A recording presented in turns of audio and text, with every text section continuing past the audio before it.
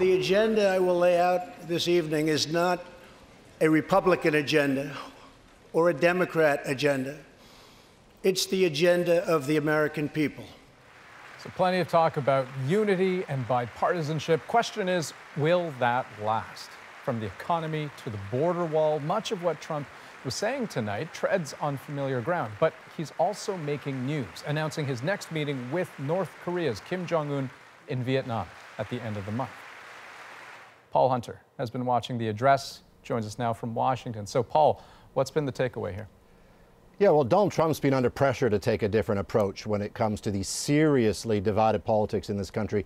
And he certainly gave a nod to that tonight with the kind of language not often heard from Donald Trump of, putting country ahead of party. He even gave a shout out to all the freshly elected women in that room tonight, most of them Democrats who, are you ready, stood up and applauded Trump for that. It was quite a moment. Indeed, it's a fresh and emboldened opposition for Trump on Capitol Hill. And so he talked about compromise. But this is Donald Trump.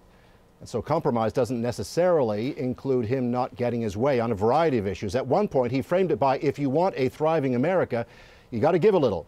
Here's how he put it.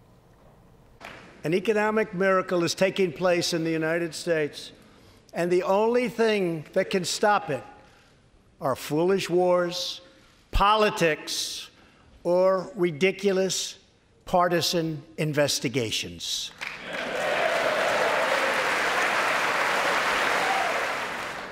If there is going to be peace and legislation, there cannot be war and investigation.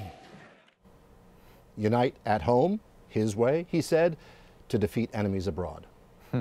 And Paul, a lot of expectations he would restate his push for the border wall tonight. Yeah, and he did. Walls work, he said, and walls save lives. And for the record, he redefined what he means by wall. As he put it, smart, see-through steel barriers. And in areas where there is, as he put it, the greatest need. Apparent implication, not necessarily coast to coast. He implored Democrats, let's work together and reach a deal. And he spent a lot of time describing, as he has in the past, what he sees as the major threat posed by undocumented migrants, which for many remains up for debate. Can they get a deal on the wall with another government shutdown over that looming? Tonight, his message, let's try. Looming potentially 10 days away. Paul Hunter from Washington, thanks so much.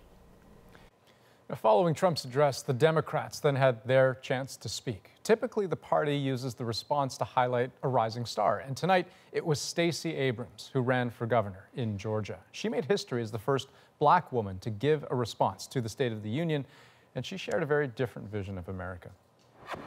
In this time of division and crisis, we must come together and stand for and with one another. America has stumbled time and again on its quest towards justice and equality.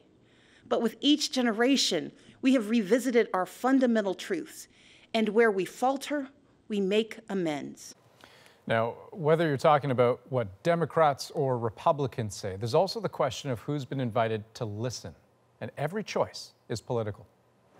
Consider Trump's guest list. Among them, the family of a Nevada couple killed last month by an undocumented immigrant, and an 11-year-old who happens to share the Trump last name and who says he gets bullied for it. Democrats, too, are making a statement, inviting the father of a Parkland shooting victim as well as a Parkland survivor. To the leaders, skeptics, and cynics, welcome to the revolution. Others are bringing federal workers hit hard by the government shutdown, and remember this. Look at me when I'm talking to you. The woman who confronted Republican Senator Jeff Flake in an elevator during the Brett Kavanaugh hearing. She'll be in the crowd tonight. And so will a former undocumented immigrant who worked at one of Trump's golf courses.